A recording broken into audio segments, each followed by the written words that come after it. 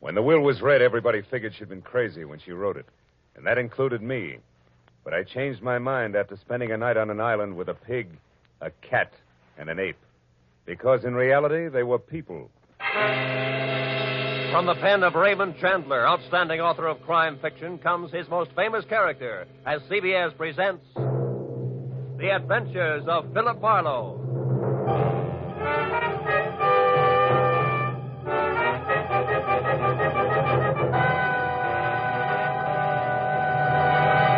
And now, with Gerald Moore starred as Philip Marlowe, we bring you tonight's unusual story, Where There's a Will. I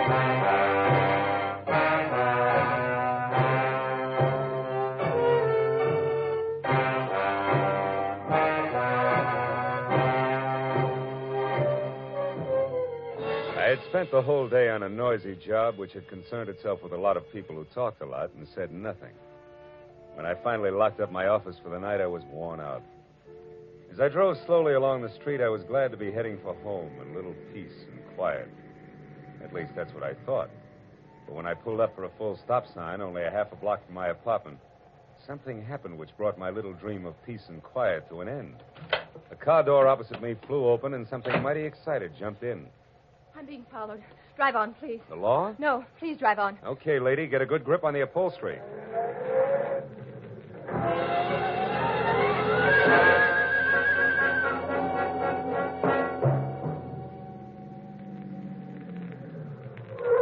There, that ought to do it. Now, what's the... Say, you look a little pale and beautiful. I'm always pale when my heart's in my mouth. Well, then why don't you swallow once, take a deep breath, and tell me who was after you? There isn't much to tell. He was a nasty little man, that's all I know. So thanks for making like Barney Oldfield, and good night. Hey, not so fast. It's impolite to hitch and run. Look, mister, right now I'm up to my earrings in trouble, and that leaves very little time for small talk with strangers. Even nice ones. Well, in that case, the name is Philip Marlowe, which takes care of the stranger part, and I'm a private detective, which makes trouble my business. Where do we go from there? No place. $300,000 worth of hidden bonds, a screwy old lady, and a sculptor with a red beard are too much for any one-man police force, Mr. Marlowe. So again, good night. Before I could say anything, she was out and gone.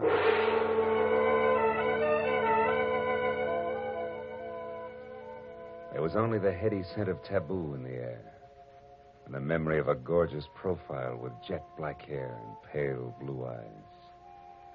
I sighed like a schoolboy and decided to put her under the heading of things that pass in the night. But I couldn't.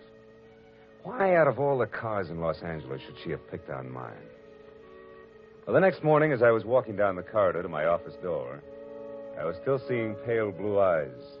Maybe that's why I didn't notice the man who waited outside my door until I was almost on top of him. He was well-dressed and about 35. He looked like a man who had forgotten how to smile. Marlowe. Right. I want to compliment you on your behavior last night, Mr. Marlowe. Barbara told me about it. Oh? Come on in, Mr. Shields. Edward Shields. Would you be interested in aiding 3 people in a search for more than $250,000 in negotiable bonds? 1% of which will be yours if the bonds are found? Being a fairly fast man with figures, yes. Yes, I would. Splendid. I'd like a few details. Well, Mr. Marlowe, my aunt, Bernice Mayhew Shaw, died, leaving her entire fortune to charity, with the exception of the bonds I mentioned. Those are to be divided equally among 3 of us, the sole heirs, if we find them within 24 hours. That sounds like something you dream about after a midnight snack of pizza and pig's knuckles. Perhaps. But you didn't know my aunt. Beside myself, the beneficiaries are Barbara Haynes, the girl you met last night. She was Aunt Bernice's personal secretary. And another nephew, Harlan Crane, who, at the moment, happens to be a sculptor. Happens to be? 6 months ago, he was a sailor. Before that, a writer, without even a rejection slip to his name. My cousin is irresponsible, impetuous, and completely self-indulgent. The will itself, Mr. Shields, what are the exact conditions? At precisely noon today, the 3 of us are to meet with Luther Willard, my beloved aunt's lawyer, who will give us each a large sheet of tissue paper covered with specific markings. Individually, the sheets mean absolutely nothing. But combined, one over the other, the transparent sheets form a coherent map to the location of the bonds. But why all the intrigue? My dear departed aunt had a peculiar sense of humor. In addition to this, she was never particularly fond of any of us.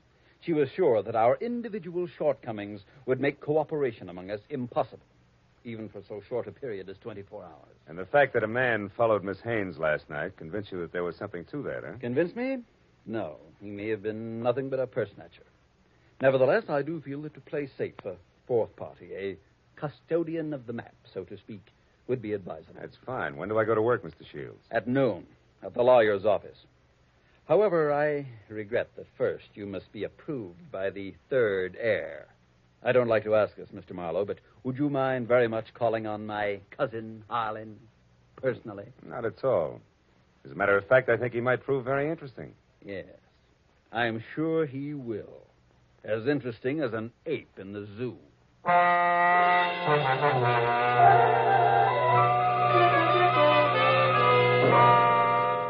I felt like saying, look, Shields, I'm not as gullible as I look.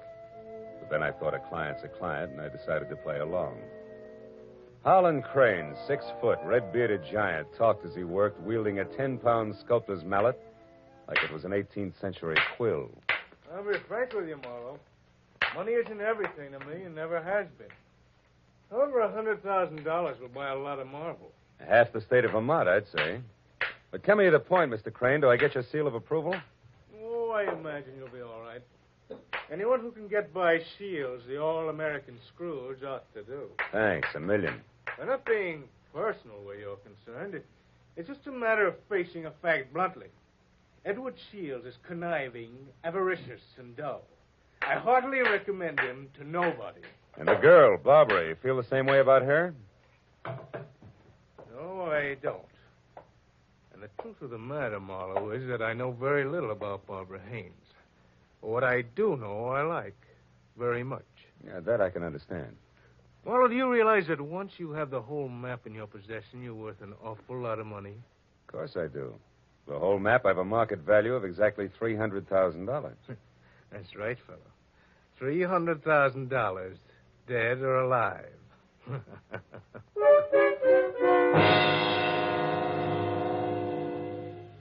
I know it was small of me, but I didn't exactly see the joke. And things got less funny as time went on. Later, as me and my trio got off the elevator at the lawyer's office, old Luther Willard, Aunt Bernice's attorney, was waiting for us, so excited he could hardly talk. I've been held up. What? Yes. A little man. He wanted the map. Little man, dark complexion? Yes. Had a scar on the side of his neck. Are the maps all right? The maps? Oh, yes, they're all right. Now, wait a minute, everybody. Give him a chance. Mr. Willard, tell us exactly what happened. This is Mr. Marlowe. We told you about him, Mr. Willard. Of course, yes. Come into my office. You see, I was putting some papers into my safe when this little man stepped up behind me and demanded the maps. Were they in the safe? No, thank heavens. Make yourselves comfortable. The please. maps, Mr. Willard. Where are they now? Well, right here, where they were all the time. Here under the blotter on my desk. Clever of me, wasn't it? Wax seals, still intact. I'll take all 3 of them right now, Mr. Willard. That is, if there are no objections. All right, then I guess we can be on our way. Hold on, Mr. Marlowe. There are still 2 things you people must know. First, in the event the bonds are not recovered within the 24 hours, I am instructed to open another sealed envelope, which I'm happy to report is kept in my bank vault. That envelope contains a complete and simplified map and is to be turned over to a designated charity. And second, if any of you die before the allotted time is up, the bonds are to be divided among the surviving persons. And if none of us survives, Mr. Willard? Why, in that case, the bonds again go to charity. You see, Harlan, your aunt was a very generous woman.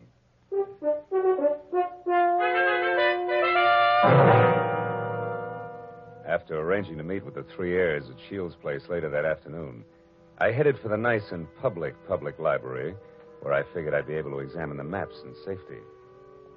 By placing the 3 maps exactly one over the other, I saw that the bonds were hidden on the larger of 2 squares of land called Twin Islands, which were the personal property of the late Bernice Mayhew Shaw, and located in Indian Lake in the San Bernardino Mountains.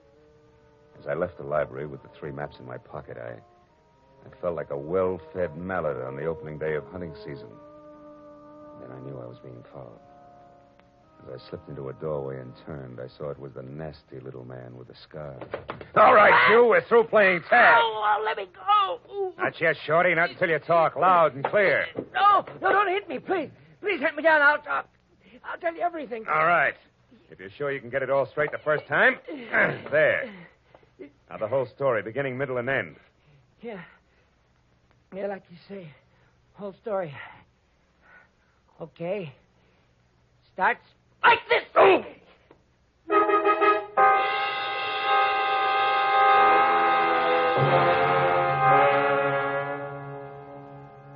By the time I figured out that it had been the sawed-off end of a broomstick that had slammed my stomach up against my backbone, the little man was out of sight. Another 5 minutes went by before I quit calling myself sucker and I started to think straight. The nearest public locker was in the Santa Fe Trailways bus depot in Cahuenga.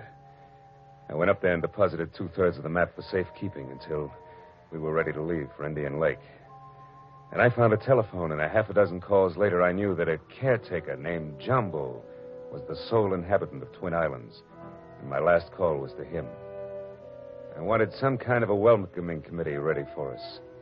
When I left the phone booth, it was only 1 o'clock. So I returned to my apartment where I figured I'd rest until 3, when we were all to meet at Shields' place. But that was my second mistake. Because the moment I closed my apartment door, I was positive I wasn't going to get much rest. I had an unannounced visitor. Yeah, you look surprised, Mr. Marlowe. I am. I didn't recognize you at first without your broomstick. Yeah, I traded that in on this .22 target pistol here. It's more expensive, but it's better. Makes me as big as you are. Maybe bigger. Yeah, but how much does it do for your personality? Quite a bit. Gives me poise. And poise gives me manners. So in asking for that map in your pocket, I'll even say please. Come on, Marlowe. I won't say please twice. No, I don't think you would. Here. Thank you. Now, before I go, one more thing. The hall outside here is straight and narrow, right to the stairs, and that makes it fine for shooting. So after I step out, don't do anything rash. For a while.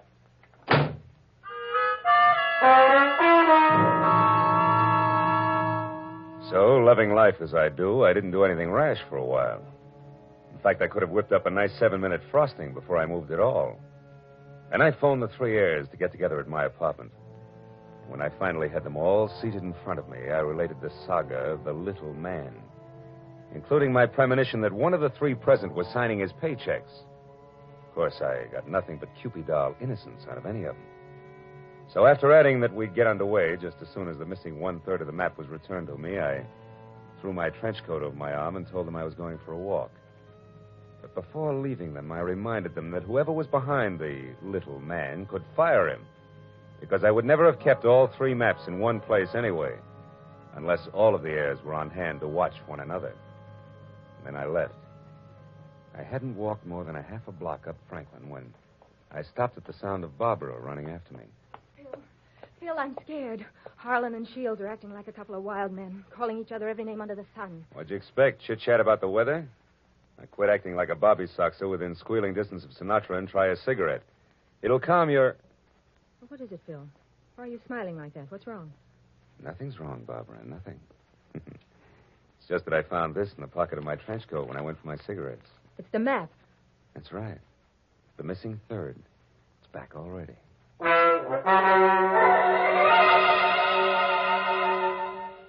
When that missing 3rd part of the map turned up so fast, I figured the heirs had decided to play ball. But I made a mental note to keep my eyes on them anyway. At 3 o'clock, I went to Edward Shields' hillside house in Laurel Canyon for the scheduled meeting. Shields wasn't home yet, but Cousin Harlan was there, admiring the view. Barbara showed up a few minutes later in a convertible, and Shields arrived last by cab. It finally began to look as though we might actually start out all together. Well, I see we all arrived, safe and sound. Yeah. Disappointed? Only by your clumsy attempts at humor, Harlan. Stop it, boys. Let's get started. Phil, have you looked at the map? Where are we going? To Indian Lake. It's a 4-hour drive, so if you're all ready, I suggest we get started. Very well. I'll go up to the garage and get the car. So Aunt Bernice hid the bonds in a roost at Twin Islands, eh? Well, well, well. Nobody seemed surprised at the location Aunt Bernice had chosen to hide her bonds. And Harlan, Barbara, and I stood on the front porch watching Shields as he climbed the very steep driveway to his garage in the car. But Barbara got more of my attention than Shields. She made a mighty dreamy picture. And she leaned casually back against the rail of the porch. She wasn't aware that I was watching her. And I suddenly saw her go tense, her eyes filled with fear, and I quickly turned to follow her stare. Shields' car was going at a rapid clip down the steep driveway. I still couldn't figure out Barbara's concern, and then she started screaming. The car's out of control. The car was headed for the edge of a cliff. His brakes are out. You go over. The tree stopped him. Shields, are you hurt? No, I'm all right. The brakes. I tried to stop You them. hadn't hit that tree. Should have gone over the edge. Let's have a look at those brakes, Shields. Well, no wonder. What is it? Brake line's broken. Every drop of fluid drained out. I might have been killed. No might about it, Shields. We stood there for a while, all looking at one another, but nothing was said. Brake lines rarely snap accidentally. And I remembered that Harlan had been at Shields' house early, and the car had been in the garage, and Barbara... Well, I had to admit that she actually had anticipated the car going out of control. Well, the 24 hours for finding the bonds were slipping by, and I knew we had to get to Indian Lake. We held a short powwow without passing the peace pipe, and we decided to take Barbara's car. We picked up the rest of the map, which I'd checked at the bus station, and we shoved off.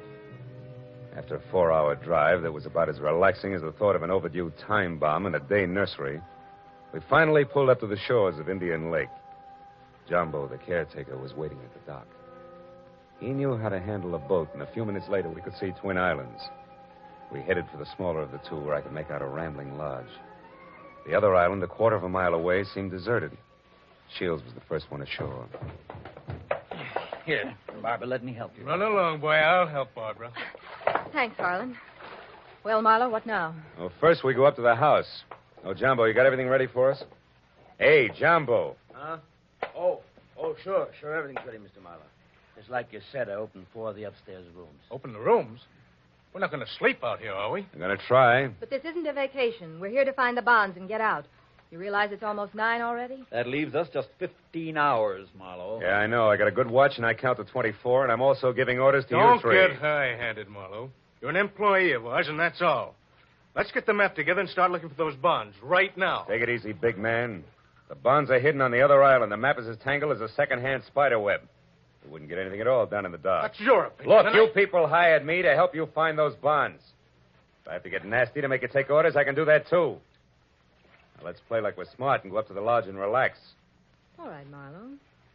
But remember, we'd better have those bonds by tomorrow, or someone else will be nasty. Very nasty. And I mean me. What? You too?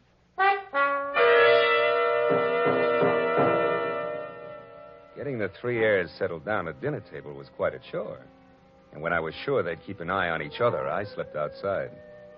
I hid 1/3 of the map in a drain pipe. Then I went upstairs to my room, and I hid another third in the window shade. Now, the maps were settled, and I began to think about other things, like the accident to Shields' car. There were too many accidents and coincidences to suit me. So I decided to drop in on Cousin Harlan's room to see what I could see. Well, after 15 fruitless minutes, I was about to leave when something in the wastebasket caught my eye. The corner of a half-hidden handkerchief monogrammed H.C. I had just picked it up when I saw Jumbo standing in the open door. That handkerchief there in your hand. That blood on it? No. Now, it looks more like brake fluid. And in this case, it's practically the same thing, huh? I think we'll leave it right here in the wastebasket, Jumbo. Oh, did you want something? Just wanted to say I'll be in my own place out back if you want me. Okay. You know where Mr. Shields is? He's out in the veranda. Alone? Yeah? Thanks, Jumbo. If I need anything, I'll call you. Good night.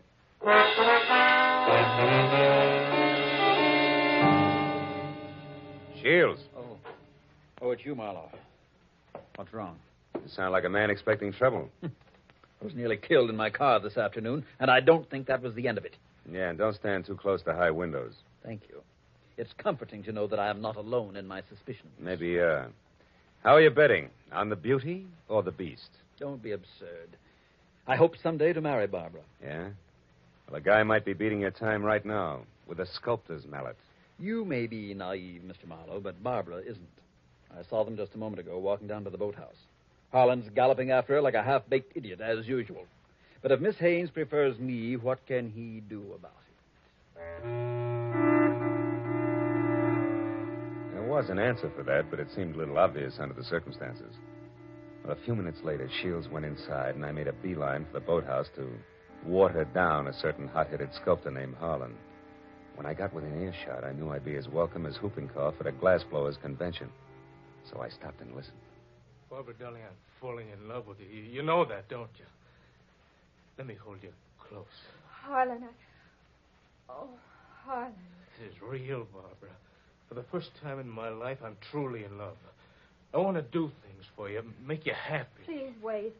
I'm not completely free. There are still ties with Edward, you know. Shields. That fat, stingy Babbitt. He's no man for you. Why, if he so much as touches you from now on up... Wait a minute, Barbara. Marlowe, you cheap snooping eavesdropper. Eavesdropping's a minor vice compared to some of the shenanigans going on around here. Just what do you mean by that? A word to the wise is sufficient. I'll give a few more. Now, somebody's trying to cut our little triangle down to two sides before noon tomorrow. What I've seen so far I don't like, so I'm warning everybody. Just what are you accusing me of? Harlan, stop it. Don't be a fool. Will you cavemen control yourselves until those bonds are found? Come on, Harlan, let's go in. Good night, Marlowe. Don't get your head caught in any transoms.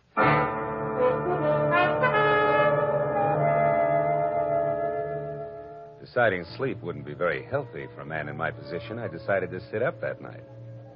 And it was about 2 o'clock when I looked out the window and saw something mighty interesting. A light was moving on the other island opposite us. I got hold of Jumbo and we went over there as fast as we could.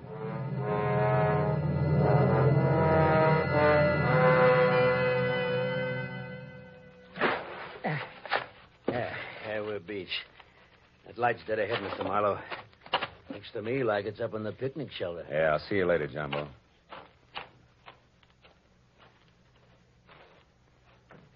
Who's there? Guess who? Oh, Marlowe. I didn't hear you come up. The wind's too strong, I guess. I'm glad to see you. Spooky here all alone. Oh, sure. What's the idea? Decide to do a little freelance prospecting? Yeah, that's right. Bernice Mayhew loved this spot. And I had a hunch she hid the bonds here in the base of this table. Oh, I guess I was wrong. Oh, come on, Marlowe. Limber up. You can't blame me for trying. Listen, beautiful, don't flap your eyelashes at me. I can't see anything but double crosses right now. All right, if you've had your fun, let's go back to the lodge, Don't be that way, Phil. Phil, the sun will be coming up in 2 or 3 hours. Why not wait for it here with me? Barbara, baby, don't burn up too many calories with that routine. Because I only keep 1/3 of the map on me. You think you're so smart. Bright ideas hatch in that cute little brain of yours, too. Now let's... Oh, comes the gun with a pearl handle, no less. Stay away from me, Marlowe. Over there. Hey, what's going on here, Eddie? Jumbo! Look out, Jumbo! Jumbo stepped into the light and Barbara turned. I made a swipe at her gun hand that knocked pistol, purse, and lamp all over the picnic shelter. I found the gun and gave it to Jumbo. Then I started to pick up an assortment of knickknacks that had spilled out of her purse. But I never finished, because one of the items made my eyes pop. It was the monogrammed handkerchief covered with brake fluid that I'd found in Harlan's room. It all made sense now. It tied up everything that I'd suspected right along. Only 2 of my trio had planned to split up the $300,000 worth of bonds from the first.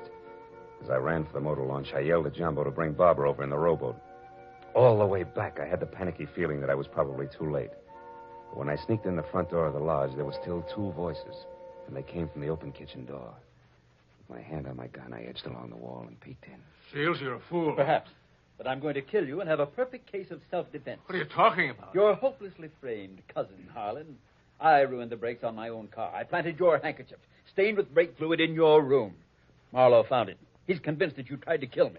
He's also convinced that he was brought into this whole thing by coincidence. He doesn't know that he was deliberately involved in our search for the bonds, just so he'd make a reputable witness. You're out of your mind. Not at all. I'm going to kill you and say it was self-defense. Marlowe will testify that you tried to kill me before. What Marlowe's going to do is blow your head off if you don't drop that gun, Shields. Marlowe. Yeah, Marlowe.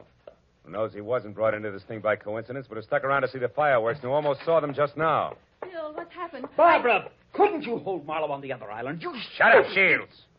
Barbara's little mistake was that she should have gotten rid of Holland's handkerchief after she took it out of his room so he wouldn't see it. Barbara, I don't understand.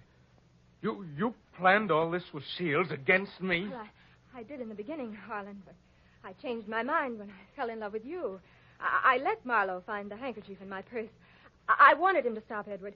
Oh, darling, don't you see... Come on, Miss Bankhead. Cut the dramatics. The show's over. Let's have it straight, huh? All right. We might as well if we're going to find those bonds before it's too late. Edward and I did plan it. We even hired the little man who tried to get the maps from you. And when that didn't work, you planned to get rid of Holland and split the $300,000. So we failed. So what? We're right back where we started. 100,000 apiece. Now let's go find those bonds. Not so fast, beautiful. What happened to Holland just now was a little more serious than a hot foot. It was attempted murder. He can slap you two in the jug this minute if he wants to. But I'll leave it up to him. Okay, Holland, what do you say? It's your move. No. I've got a better idea. Marlowe, 1/3 of that map is mine. Give it to me. Okay. There it is. Harlan, what are you going to do? Harlan, no. Don't burn it. There. Now we all lose. Now none of us will get the bonds. That's probably how Aunt Bernice wanted it anyway.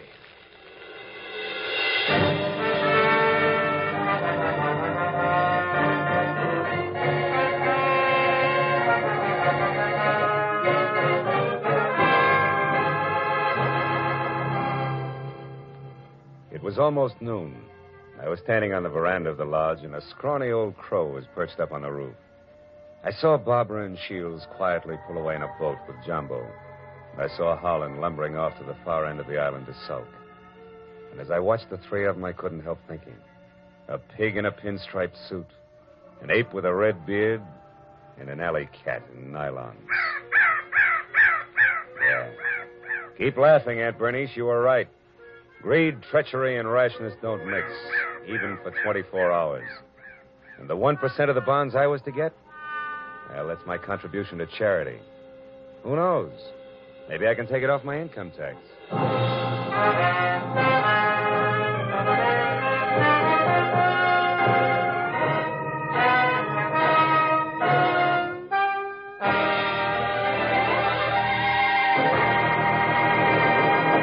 The Adventures of Philip Marlowe, created by Raymond Chandler, stars Gerald Moore and is produced and directed by Norman MacDonald.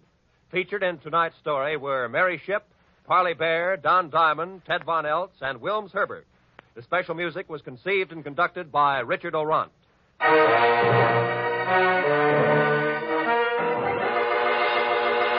Be sure to be with us again next week when Philip Marlowe says... When I got the crisp $50 bill in advance, I figured my client had a heart of gold. But after I was beat up, double-crossed, and shot at, I realized just how hard a heart of gold could be.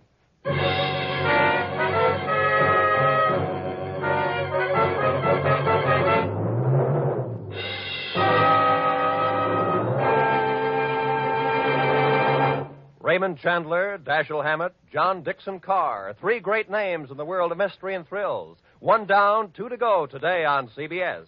Now that you've heard Raymond Chandler's Philip Marlowe in action, CBS invites you to hear Dashiell Hammett's Sam Spade in action tonight, followed by John Dixon Carr's personally written radio series, Cabin B-13. Chandler, Hammett, Carr, today and every Sunday, over most of these CBS stations. It's a mystery if you miss them.